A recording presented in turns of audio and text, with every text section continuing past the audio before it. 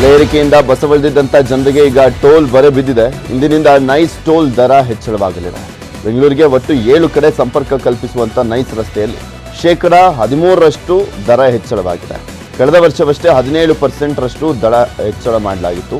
Toll ರಿಯಾಯಿತಿ ಒಪ್ಪಂದ ಹಾಗೂ ಸರ್ಕಾರದ ಅಧಿಸೂಚನೆ ಅನ್ವಯ ದರ ಪರಿಷ್ಕರಣೆಗೆ ಅವಕಾಶ ಇದೆ. ವಿಶ್ವದರ್ಜೆಯ ಮೂಲಸೌಕರ್ಯವನ್ನು ಕಾಪಾಡಿಕೊಳ್ಳುವಂಥ ನಿಟ್ಟಿನಲ್ಲಿ ಮತ್ತು ವೆಚ್ಚಗಳನ್ನು ಪೂರೈಸಲಿಕ್ಕೆ ಟೋಲ್ ದರಗಳನ್ನು ಹೆಚ್ಚಿಸಲಾಗ್ತಾ ಇದೆ ಅಂತ ನೈಸ್ ಸಂಸ್ಥೆ ಹೇಳಿದೆ. ಇನ್ನು ಮಂಡ್ಯದ ಗಣಂಗೂರು ಬಳಿ ಟೋಲ್ ಸಂಗ್ರಹ ಇಂದಿನಿಂದ ಶುರುವಾಗ್ತಾ ಇದೆ. ಮಂಡ್ಯ ಜಿಲ್ಲೆಯ 55 ಕಿಲೋಮೀಟರ್ ವ್ಯಾಪ್ತಿಯಲ್ಲಿ ಟೋಲ್ ಕಲೆಕ್ಷನ್ ಮಾಡಲಾಗ್ತಾ ಇದೆ. ಜೀಪು, ಕಾರು ಸೇರಿದಂತೆ ಲಘು ವಾಹನಗಳಿಗೆ 80 ರೂಪಾಯಿ ಕಟ್ಟಬೇಕಾಗಿದೆ. ಇನ್ನು ಟೋಲ್ ಸಂಗ್ರಹಕ್ಕೆ ಮಂಡ್ಯ ಶಾಸಕ ಗಣಿಗ ರವಿಕುಮಾರ್ ಅವರು ಕಿಡಿಕಾರಿದ್ದಾರೆ. ನನ್ನ ಕ್ಷೇತ್ರದಲ್ಲಿ ಸರ್ವಿಸ್ ರಸ್ತೆ ನಿರ್ಮಾಣ ಮಾಡದೆ ಟೋಲ್ ಸಂಗ್ರಹ ಮಾಡೋಕೆ ಹೊರಟಿದ್ದಾರೆ. ನೀವು ಟೋಲ್ ಸಂಗ್ರಹ ಮಾಡಿದರೆ ಟೋಲ್ ಪ್ಲಾಜಾವನ್ನ ರೈತರು ಪೀಸ್ ಮಾಡೋದು ಗ್ಯಾರಂಟಿ. ಇದು ನಿಮಗೆ ಎಚ್ಚರಿಕೆ ಅಂತ ಶಾಸಕ ರವಿಕುಮಾರ್ ಅವರು ಗುಡುಗಿದ್ದಾರೆ. ಮನೆಯ ಎಚ್ಚರಿಕೆಯನ್ನು ಕೊಡ್ತೀವಿ ಹೈವೇ ಅವ್ರಿಗೆ. ಟೋಲನ್ನು ಕಲೆಕ್ಟ್ ಮಾಡಿದ್ರೆ ನಿಮ್ಮ ಟೋಲ್ ಪ್ಲಾಜಾನ ನಮ್ಮ ರೈತರು ನುಗ್ಗಿ ಪೀಸ್ ಮಾಡೋದು ಗ್ಯಾರಂಟಿ. ಮಂಡ್ಯದಲ್ಲಿ ನಿನ್ನ ರೋಡಲ್ಲಿ ಒಂದು ಬಸ್ಸು, ಒಂದು ಕಾರು, ಒಂದು ಹೋಗ್ದಂಗೆ ಸ್ಟಾಪ್ ಮಾಡೋದು ಗ್ಯಾರಂಟಿ. ನೀನು ಎಚ್ಚರಿಕೆ ಇಟ್ಕೊಳ್ಳಿ. ನಾವು ಕಳೆದ ವಾರ ಡಿಸ್ಟಿಕ್ ಮಿನಿಸ್ಟ್ರು ನೇತೃತ್ವದಲ್ಲಿ ಸಭೆ ಮಾಡಿದ್ದೀವಿ. ಈಗ ಮುಖ್ಯಮಂತ್ರಿಗಳು ಕೊಟ್ಟಿದ್ದೀವಿ ಮತ್ತು ಚೀಫ್ ಸೆಕ್ರೆಟರಿಗೂ ಕೊಟ್ಟಿದ್ದೀವಿ. ಇದನ್ನು ಉದಾಸೀನ ಮಾಡಬೇಡಿ. ಮಂಡ್ಯದಲ್ಲಿ ನೀವು ಹುಡುಗಾಟ ಆಡಬೇಡಿ. ನಮಗೆ ಏನೇನು ಮಾಡಬೇಕು, ಅಂಡರ್ ಪಾಸ್, ನಮ್ಮ ರೈತರಿಗೆ ಸರ್ವಿಸ್ ರೋಡ್ ಮತ್ತು ಚಿಕ್ಕಮಂಡ್ಯದಲ್ಲಿ ದೊಡ್ಡ ಕೆನಾಲ್ ಮಾಡದೆ ಹೋದರೆ ನಿನ್ನ ರೋಡನ್ನ ಬಂದ್ ಮಾಡೋದಂತೂ ಗ್ಯಾರಂಟಿ. ಇದು ಎಚ್ಚರಿಕೆ. ಇದು ನೀವು ಅದೇ ಥರ ಹುಡುಗಾಟ ಆಡಿ ಟೋಲ್ ಕಲೆಕ್ಟ್ ಮಾಡಿದ್ರೆ ನಿನ್ನ ಟೋಲ್ ಪ್ಲಾಜಾ ಒಂದು ಉಳಿಯಲ್ಲ ಅಂತೇಳಿ. ಮೈಸೂರು ಬೆಂಗಳೂರು ಎಕ್ಸ್ಪ್ರೆಸ್ ವೇನಲ್ಲಿ ಅಪಘಾತ ಪ್ರಕರಣ ಹೆಚ್ಚಾಗ್ತದೆ. ಎಡಿಜಿಪಿ ಅಲೋಕ್ ಕುಮಾರ್ ಮದ್ದೂರಿನ ನಿಡಘಟ್ಟದಿಂದ ಮಂಡ್ಯದವರೆಗೂ ಕೂಡ ಪರಿಶೀಲನೆ ನಡೆಸಿದರು.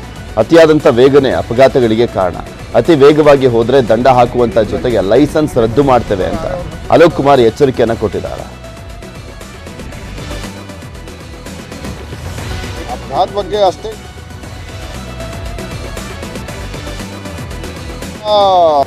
ಬಗ್ಗೆ ಅಷ್ಟೇ ಇದಕ್ಕೆ ನೋಡಿ. ಒಂದು ಇದೆ ಓವರ್ ಸ್ಪೀಡ್ ಜೊತೆಗೆ ಸ್ವಲ್ಪ ಈ ಡ್ರೈವ್ ಮಾಡೋದು ನೈಪುಣ್ಯತೆ ಇದು ಕೊರತೆ ನಮಗೆ ಕಾಣುತ್ತೆ ಭಾಳ ಜನಕ್ಕಿಂತ. ಈ 2 ವೀಲರ್ ಡ್ರೈವರ್ ಆಗಲಿ 4 ವೀಲರ್ ಡ್ರೈವರ್ ಆಗಲಿ ಓವರ್ ಕಾನ್ಫಿಡೆನ್ಸ್ನಲ್ಲಿ ಅವರು 140ಗೆ ಹೋಗ್ತಾರೆ. ನಾವು ಇವನು RTOಕ್ಕೆ ಅವ್ರಿಗೆ ಹೇಳಿದ್ದೀವಿ ಲೈಸೆನ್ಸ್ ಕೊಡುವಾಗ ಸ್ವಲ್ಪ ಅವರು ನೋಡಬೇಕು, ಅವ್ರಿಗೆ ನೈಪುಣ್ಯತೆ ಇರಬೇಕು. ಸುಮ್ಮನೆ ವಿದೌಟ್ ಪ್ರಾಪರ್ ಚೆಕ್ ಅದು. ಬೆಂಗಳೂರು ಮೈಸೂರು ದಶಪಥ ರಾಷ್ಟ್ರೀಯ ಹೆದ್ದಾರಿಯಲ್ಲಿ ಕಾರುಗಳ ಸರಣಿ ಆಕ್ಸಿಡೆಂಟ್ ಆಗಿದೆ. ಅಪಘಾತದಲ್ಲಿ 5 ಗಾಯವಾಗಿದ್ದು ಓರ್ವನ ಸ್ಥಿತಿ ಗಂಭೀರವಾಗಿದೆ. ಮಂಡ್ಯದ ತೂವಿನಕೆರೆಯ ಬಳಿ ಈ ಅಪಘಾತ ಸಂಭವಿಸಿದೆ. ರಸ್ತೆ ಮಧ್ಯದ ವಿಭಜಕದ ಗಿಡಗಳಿಗೆ ಲಾರಿ ಟ್ಯಾಂಕರ್ ಮೂಲಕ ನೀರನ್ನು ಹರಿಸಲಾಗ್ತಾ ಇತ್ತು. ಸಿಬ್ಬಂದಿ ಮುನ್ನೆಚ್ಚರಿಕಾ ಕ್ರಮ ತೆಗೆದುಕೊಳ್ಳದೆ ನೀರನ್ನು ಹರಿಸ್ತಾ ಇದ್ರು. ಈ ವೇಳೆ ಟ್ಯಾಂಕರ್ ಲಾರಿಗೆ ಕಾರು ಡಿಕ್ಕಿ ಹೊಡೆದಿದೆ.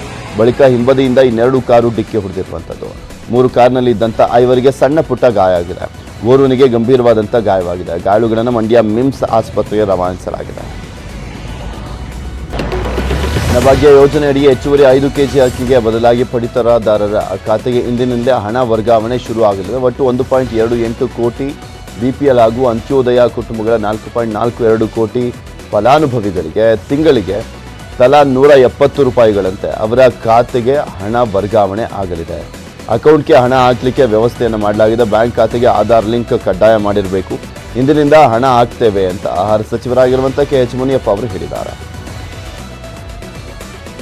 ಅಕೌಂಟ್ಸ್ಗೆ ಕೊಡೋದಕ್ಕೆ 199 ಭಾಗ ಅಕೌಂಟ್ ಇದೆ ಅಂತ ನಮಗೆ ಮಾಹಿತಿ ಇದೆ. ಒಂದು ವೇಳೆ ಅಕೌಂಟ್ ಇಲ್ಲದೆ ಇರುವಂಥವರು, ಪಡಿತರ ಚೀಟಿ ಹೊಂದಿರೋರು, ಮನೆಯ ಪಡಿತರ ಚೀಟಿ ಯಾರ ಹೆಸರಲ್ಲಿದೆ ಅವರು ಅಕೌಂಟನ್ನು ಮಾಡಿಕೊಳ್ಬೇಕು. 1 ಕೆಜಿಗೆ 34 ರೂಪಾಯಿ ಹೇಳಿದ್ದೀವಿ. ಒಬ್ಬ ವ್ಯಕ್ತಿಗೆ 5 ಕೆಜಿ ಸಿಗ್ತದೆ. 3, 4 ಜನ 5 ಜನ ಇದ್ದರೆ 25 ಕೆಜಿ ಸಿಗ್ತದೆ. 25 ಕೆಜಿ 34 ರೂಪಾಯಿ ಪ್ರತಿ ಕೆಜಿಗೆ.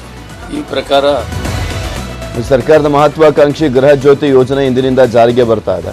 ಈ ಯೋಜನೆ ಅಡಿ ಫಲಾನುಭವಿಗಳು ಇಂದಿನಿಂದ ಬಳಕೆ ಮಾಡುವಂಥ ವಿದ್ಯುತ್ ಉಚಿತ ಆಗಲಿದೆ. ಗೃಹ ಬಳಕೆದಾರರು ಇಂದಿನಿಂದ ಬಳಕೆ ಮಾಡುವಂಥ ಮಾಸಿಕ ಅಪ್ ಟು 200 ಯೂನಿಟ್ವರೆಗೆ ಏನು ವಿದ್ಯುತ್ಗೆ ನಾವು ಫ್ರೀ ಅಂತ ಹೇಳಿದ್ರು ಅಂತ ರಾಜ್ಯ ಸರ್ಕಾರದವರು ಹೇಳ್ತಾ ಇದ್ದಾರೆ. ಅದು ಬಿಲ್ ಬರುತ್ತಲ್ಲ, ಆಗಸ್ಟ್ ತಿಂಗಳಲ್ಲಿ ಬರುವಂಥ ಬಿಲ್ಗೆ ನೀವು ಶೂನ್ಯ ದುಡ್ಡು ಅಂದರೆ ದುಡ್ಡನ್ನೇ ಕಟ್ಟಂಗಿಲ್ಲ.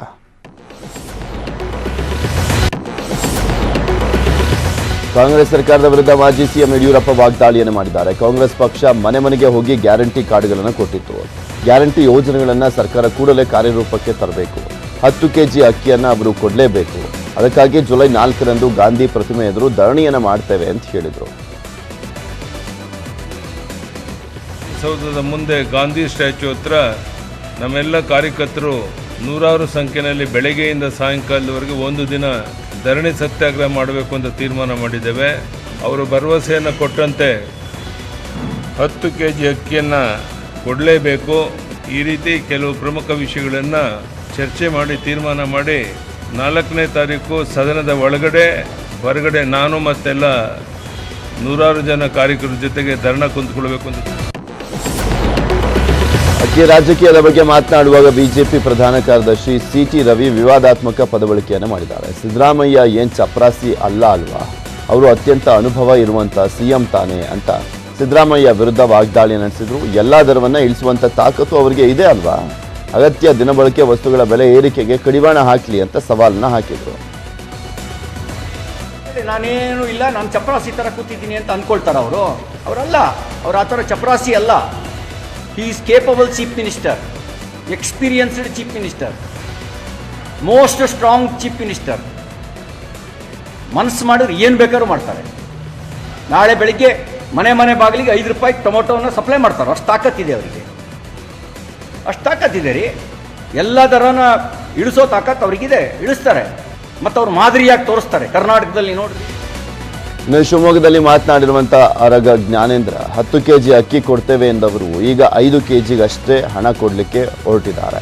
ಇದು ನಿಜವಾಗಿಯೂ ಅನ್ಯಾಯ ಅಂತ ಕಿಡಿಕಾರಿದ್ದಾರೆ. ಅನ್ನ ಊಟ ಮಾಡಲಿಕ್ಕಾಗಿ ದುಡ್ಡು ಊಟ ಮಾಡೋಕ್ಕಾಗಲ್ಲ ಅಂತ ಹೇಳಿದರು ಇದೇ ಸಿದ್ದರಾಮಯ್ಯ. ಹಣ ಕೊಡ್ತೀನಿ ಅಂತ ಹೇಳ್ತಾ ಇದ್ದಾರೆ. ಒಂದು ಇನ್ನೊಂದು 10 ಕೆಜಿ ಅಕ್ಕಿ ಕೊಡ್ತೀವಿ ಅಂತ ಹೇಳಿದವರು ಈಗ ಕೇವಲ 5 ಕೆಜಿಗೆ ಹಣ ಕೊಡ್ತಾ ಇದ್ದಾರೆ. ಆಡಿದ ನಾಲ್ಗೆಗೆ ತದ್ವಿರುದ್ಧವಾಗಿ ಅವರು ಮಾಡ್ತಾ ಇದ್ದಾರೆ. ಇದು ನಿಜವಾಗ್ಲೂ ಅನ್ಯಾಯ. ಅಕ್ಕಿ ಕೊಡೋದು. ರಾಜ್ಯ ಬಿಜೆಪಿಯಲ್ಲಿ ಆಂತರಿಕ ಕಚ್ಚಾಟ ಜೋರಾಗಿದೆ. ಬಿಜೆಪಿಯಲ್ಲಿ ಗೊಂದಲಕ್ಕೆ ಬ್ರೇಕ್ ಹಾಕಲಿಕ್ಕೆ ಬೆಂಗಳೂರಿನಲ್ಲಿ ನಿನ್ನೆ ರಾಜ್ಯ ಬಿಜೆಪಿ ನಾಯಕರು ಮಹತ್ವದ ಸಭೆ ನಡೆಸಿದರು. ಸಭೆಯಲ್ಲಿ ಮಾಜಿ ಸಿಎಂಗಳಾಗಿರುವಂಥ ಯಡಿಯೂರಪ್ಪ, ಬೊಮ್ಮಾಯಿ, ಇನ್ನು ಬಿಜೆಪಿ ರಾಜ್ಯಾಧ್ಯಕ್ಷ ನಳಿನ್ ಕುಮಾರ್ ಕಟೀಲ್ ಸೇರಿದಂತೆ ಹಲವು ಬಿಜೆಪಿ ನಾಯಕರು ಭಾಗಿಯಾಗಿದ್ದರು. ಸಭೆ ಬಳಿಕ ಮಾತನಾಡಿದಂಥ ಬಿಎಸ್ವೈ, ನಮ್ಮಲ್ಲಿ ಯಾವುದೇ ಗೊಂದಲ ಇಲ್ಲ, ಪಕ್ಷಕ್ಕೆ ಮುಜುಗರ ಆಗುವಂಥ ಹೇಳಿಕೆಗಳನ್ನು ಯಾರು ಕೂಡ ನೀಡಬಾರ್ದು, ಇಲ್ಲವಾದರೆ ಸೂಕ್ತ ಕ್ರಮ ಕೈಗೊಳ್ಳುವಂಥ ತೀರ್ಮಾನವನ್ನು ಮಾಡ್ತೇವೆ ಅಂತ ತೇಪೆ ಹಚ್ಚಿದರು. ಮುಜುಗರ ಆಗುವಂಥ ಹೇಳಿಕೆಗಳನ್ನು ಯಾರೂ ಕೊಡಬಾರ್ದು ಅಂತ ಹೇಳಿ ಯಾರು ಆ ರೀತಿಯ ಒಂದು ಹೇಳಿಕೆಯನ್ನು ಕೊಟ್ಟಿದ್ದವ್ರನ್ನ ಕರೆದು ಮಾತನಾಡಿ ಅವ್ರ ಬಗ್ಗೆ ಚರ್ಚೆ ಮಾಡಿ ಇನ್ನು ಮುಂದೆ ಈ ರೀತಿಯ ಘಟನೆಗಳು ಮರುಕಳಿಸದಂತೆ ಎಚ್ಚರವನ್ನು ವಹಿಸಬೇಕು, ಇಲ್ಲದೆ ಸೂಕ್ತವಾದ ಕ್ರಮವನ್ನು ತಗೊಳ್ಬೇಕಾಗತ್ತೆ ಅನ್ನುವಂಥ ಒಂದು. ಸೋಮವಾರದಿಂದ ವಿಧಾನಸಭೆ ಅಧಿವೇಶನ ಆರಂಭ ಆಗ್ತಾ ಇದೆ. ಈ ಹಿನ್ನೆಲೆಯಲ್ಲಿ ನಾಳೆ ಬಿಜೆಪಿ ಶಾಸಕಾಂಗ ಪಕ್ಷದ ಮಹತ್ವದ ಸಭೆಯನ್ನು ಕರೆಯಲಾಗಿದೆ. ಧರ್ಮೇಂದ್ರ ಪ್ರಧಾನ್ ನೇತೃತ್ವದಲ್ಲಿ ವಿಪಕ್ಷ ನಾಯಕನ ಆಯ್ಕೆ ಮಾಡಲಾಗುತ್ತೆ. ಅಂದಿನ ಸಭೆಯಲ್ಲಿ ರಾಜ್ಯ ಬಿಜೆಪಿ ಉಸ್ತುವಾರಿ ಅರುಣ್ ಸಿಂಗ್ ಕೂಡ ಭಾಗವಹಿಸಲಿದ್ದಾರೆ. ಪಕ್ಷ ಕೊಟ್ಟ ಅನೇಕ ಹುದ್ದೆಗಳನ್ನು ನಿರ್ವಹಿಸಿದ್ದೇವೆ. ನಾಡಿನ ಕಾರ್ಯಕರ್ತರ ಭಾವನೆ ಮಾತನಾಡಿದ್ದೇನೆ. ನೋಟಿಸ್ ಕೊಟ್ಟ ಮೇಲೆ ಗೊತ್ತಾಗಿದ್ದು ಶಿಸ್ತು ಸಮಿತಿ ಇರೋದು ಅಂತ ರೇಣುಕಾಚಾರ್ಯ ಮತ್ತೆ ತಿರುಗೇಟನ್ನ ಕೊಟ್ಟಿದ್ದಾರೆ. ಅಲ್ಲದೆ ರೇಣುಕಾಚಾರ್ಯ ಮಾತಾಡಿದ್ರೆ ಮಾತ್ರ ನೋಟಿಸಾ? ಅನೇಕ ನಾಯಕರಿಗೆ, ಶಾಸಕರಿಗೆ ಯಾಕೆ ನೋಟಿಸ್ ಕೊಟ್ಟಿಲ್ಲ ಅಂತ ಕಿಡಿಕಾರಿದ್ದಾರೆ. ಕರ್ನಾಟಕದಲ್ಲಿ ಭಾರತೀಯ ಜನತಾ ಪಾರ್ಟಿಯ ಸ್ಥಿತಿಗತಿಗಳನ್ನು ನಾನು ವಿವರಣೆ ಮಾಡಿದ್ದೀನಿ 4 ಗೋಡೆಗಳ ಮಧ್ಯೆ.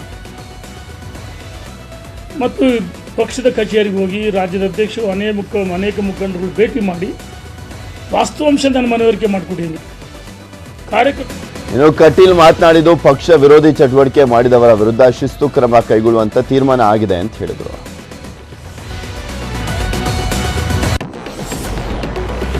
11ನೇ ಸುದ್ದಿಗೆ ಹೋಗೋಕ್ಕೂ ಮುಂಚೆ ಒಂದು ಬ್ರೇಕಿಂಗ್ ನ್ಯೂಸ್ ಬರ್ತಾ ಇದೆ, ನೋಡೋಣ. ಮಹಾರಾಷ್ಟ್ರದಲ್ಲಿ ಭೀಕರ ಅಪಘಾತ ಸಂಭವಿಸಿದೆ. ಡಿವೈಡರ್ಗೆ ಬಸ್ ಡಿಕ್ಕಿ ಹೊಡೆದಿರುವಂಥದ್ದು. ಬೆಂಕಿ ತಗುಲಿ 25 ಮಂದಿ ಪ್ರಯಾಣಿಕರು ಸಜೀವ ದಹನ ಆಗಿದ್ದಾರೆ. ನಾಗ್ಪುರದಿಂದ ಪುಣೆಗೆ ತೆರಳ್ತಾ ಇದ್ದಂಥ ಖಾಸಗಿ ಬಸ್ಸು ಅದು. ನಾಗ್ಪುರದಿಂದ ಪುಣೆಗೆ ಹೋಗ್ತಾ ಇತ್ತು ಖಾಸಗಿ ಬಸ್ಸು.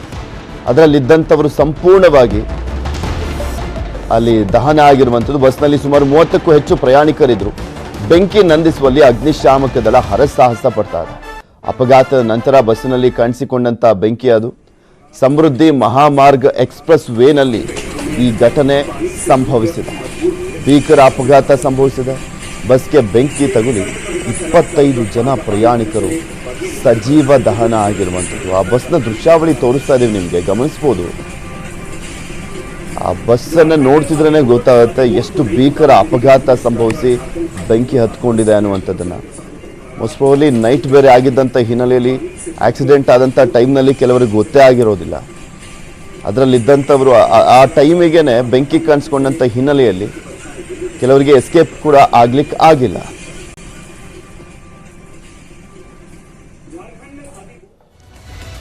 ಮೂವತ್ತು ಸುದ್ದಿಗಳನ್ನು ಈಗ ಮುಂದುವರಿಸ್ತೀನಿ. ಮುಂಬೈ ಟೀಮ್ನಿಂದ ಬಿಜೆಪಿಗೆ ಹಿನ್ನಡೆ ಆಗಿದೆ ಅಂತ ಹೇಳಿದಂಥ ಈಶ್ವರಪ್ಪಗೆ ಯಲ್ಲಾಪುರ ಬಿಜೆಪಿ ಶಾಸಕ ಶಿವರಾಮ್ ಹೆಬ್ಬಾರ್ ಟಾಂಗ್ ಕೊಟ್ಟಿದ್ದಾರೆ. ಕೆಲವರಿಗೆ ಮಾತನಾಡುವ ಚಟ, ನಾವು ಈಶ್ವರಪ್ಪನವರ ಮಾತನ್ನ ಯಾವುದೇ ಕಾರಣಕ್ಕೂ ಕೂಡ ಒಪ್ಕೊಳ್ಳೋದಿಲ್ಲ, ಒಳ್ಳೆಯ ಶಬ್ದ ಬಳಸುವಂಥ ಪರಿಪಾಠ ಇಟ್ಕೊಂಡ್ರೆ ಅವರ ಆರೋಗ್ಯದ ದೃಷ್ಟಿಯಿಂದ ಒಳ್ಳೆಯದು ಅಂತ ತಿರುಗೇಟನ್ನು ಕೊಟ್ಟಿದ್ದಾರೆ. ಈಶ್ವರಪ್ಪನವ್ರಿಗೆ ಟಿಕೆಟ್ ಕೊಡದೆ ಹೋಗೋದಕ್ಕೆ ನಾವೇನು ಕಾರಣ ಗೊತ್ತಾ? ಆ ಎಲ್ಲ ನೋವನ್ನ ಜಾಗ ನೋಡಿ ಅವ್ರು ಪ್ರತಿಕ್ರಿಯೆ ಕೊಡಬೇಕೆ ಹೊರತು ಯಾರಿಂದ ಮಂತ್ರಿಗಳಾಗಿದ್ದು ಈ ಸರ್ಕಾರ ಬಂದಿದ್ಯಾ? ಯಾರ ತ್ಯಾಗದಿಂದ ಈ ಸರ್ಕಾರ ಬಂತು? ಯಾರ ತ್ಯಾಗದಿಂದ ಯಾವೆಲ್ಲ ಮಂತ್ರಿಗಳಾದರು? ಮಂತ್ರಿ ಕಳ್ಕೊಳ್ಳೋದಕ್ಕೆ ಯಾವ ಕಾರಣ? ಕೆ ಶಿವಕುಮಾರ್ ಡಿಸಿಎಂ ಆದ ಬಳಿಕ ಮೊದಲ ಬಾರಿಗೆ ದೆಹಲಿಯಲ್ಲಿ ಸೋನಿಯಾ ಗಾಂಧಿ ಅವರನ್ನ ಭೇಟಿಯಾಗಿದ್ದಾರೆ. ಮೇಕೆದಾಟು ವಿಚಾರಕ್ಕೆ ಸಂಬಂಧಪಟ್ಟಂತೆ ಡಿಕೆ ಶಿವಕುಮಾರ್ ಮಾತನಾಡಿದ್ದು, ಪ್ರಕರಣ ಕೋರ್ಟ್ನಲ್ಲಿದೆ, ನಮ್ಮ ಕಾನೂನು ತಜ್ಞರ ಜೊತೆ ಚರ್ಚೆ ಮಾಡ್ತೀನಿ. ಕಳೆದ ವರ್ಷ ತಮಿಳುನಾಡಿಗೆ 700 TMC ನೀರು ಬಿಟ್ಟಿದ್ವಿ. ನೀರು ನಿರ್ವಹಣೆ ಕುರಿತಾಗಿ ಕೇಂದ್ರ ಮಟ್ಟದ ಸಭೆ ಇದೆ, KSRನಲ್ಲಿ ಮೀಟಿಂಗ್ ಮಾಡ್ತೀವಿ. ಕೇಂದ್ರ ತಮಿಳುನಾಡು ಟೀಮ್ ಬರ್ತಾರೆ, ಅವರಿಗೆ ವಾಸ್ತವ ತಿಳಿಸಲಾಗುತ್ತೆ ಅಂತ ಹೇಳಿದರು. ಚಿಕ್ಕಬಳ್ಳಾಪುರ ಲೋಕಸಭಾ ಕ್ಷೇತ್ರದಿಂದ ಸ್ಪರ್ಧಿಸುವಂಥದ್ದು ಖಚಿತ ಅಂತ ಕಾಂಗ್ರೆಸ್ ಮುಖಂಡ ರಕ್ಷಾ ರಾಮಯ್ಯ ಹೇಳಿದರು. ಡಾಕ್ಟರ್ ಕೆ ಸುಧಾಕರ್ ನನ್ನ ವಿರುದ್ಧ ಸ್ಪರ್ಧಿಸಿದ್ರೂ ಪರವಾಗಿಲ್ಲ, 10 ವರ್ಷ ಕಾಂಗ್ರೆಸ್ನಲ್ಲಿ ಎಲ್ಲವನ್ನೂ ಕೂಡ ಕಳೆದುಕೊಂಡಿದೆ, ಇನ್ನು ಮುಂದೆ ಎಲ್ಲವನ್ನೂ ಪಡೆದುಕೊಳ್ಳುವುದರಲ್ಲಿ ಎರಡು ಮಾತಿಲ್ಲ ಅಂತ ರಕ್ಷಾ ರಾಮಯ್ಯ ಆಕಾಂಕ್ಷಿಯಾಗಿದ್ದಾರೆ, ತಮ್ಮ ಅಭಿಪ್ರಾಯವನ್ನು ವ್ಯಕ್ತಪಡಿಸಿದ್ದಾರೆ. ಇತ್ತ ಮಾಜಿ ಸಂಸದ ವೀರಪ್ಪ ಮೊಯ್ಲಿ ವಿರುದ್ಧ ಮಾಜಿ ಸಚಿವರಾಗಿರುವಂಥ MR ಸೀತಾರಾಮ್ ಗುಡುಗಿದ್ದಾರೆ. 2009ರಲ್ಲಿ ನಾನು ಅಧಿಕೃತ ಅಭ್ಯರ್ಥಿಯಾಗಿ ಪ್ರಚಾರ ಪ್ರಾರಂಭಿಸಿದ್ದೆ. ಆಗ ವೀರಪ್ಪ ಮೊಯ್ಲಿ ಬಂದರು, ನನಗೆ ಟಿಕೆಟ್ ಕೈ ತಪ್ಪಿತು.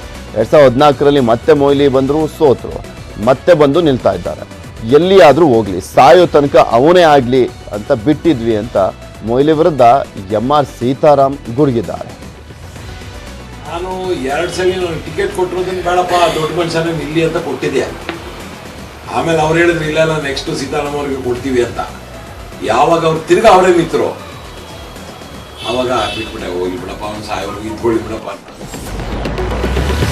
ಮಾಜಿ ಸಿಎಂ ಬೊಮ್ಮಾಯಿ ಕ್ಷೇತ್ರದಲ್ಲಿ ಪುರಸಭೆ ಸಿಬ್ಬಂದಿಯ ದುರ್ವರ್ತನೆ ಮಿತಿ ಮೀರಿದೆ. ಹಾವೇರಿ ಜಿಲ್ಲೆಯ ಶಿಗ್ಗಾವಿ ಪುರಸಭೆಯಲ್ಲಿ ಅಧಿಕಾರಿಗಳು ಕ್ಷೇತ್ರದ ಜನರಿಗೆ ರೆಸ್ಪಾನ್ಸ್ ಮಾಡ್ತಿಲ್ಲ, ಯಾವ ಕೆಲಸ ಕಾರ್ಯಗಳು ಬೇಗ ಆಗ್ತಾ ಇಲ್ಲ, ಸಣ್ಣ ಪುಟ್ಟ ಕೆಲಸಗಳಿಗೆ ಜನರು ತಿಂಗಳುಗಟ್ಟಲೆ ಅಲ್ದಾಡಿಸ್ತಾ ಇದ್ದಾರೆ ಅಂತ ಆಕ್ರೋಶವನ್ನು ವ್ಯಕ್ತಪಡಿಸಿದ್ದಾರೆ. ಅಲ್ಲದೆ ಕಳೆದ 10 ರಿಂದ 15 ವರ್ಷಗಳಿಂದ ಪುರಸಭೆ ನೌಕರರು ಇಲ್ಲೇ ಠಿಕಾಣಿ ಹೂಡಿದ್ದಾರೆ.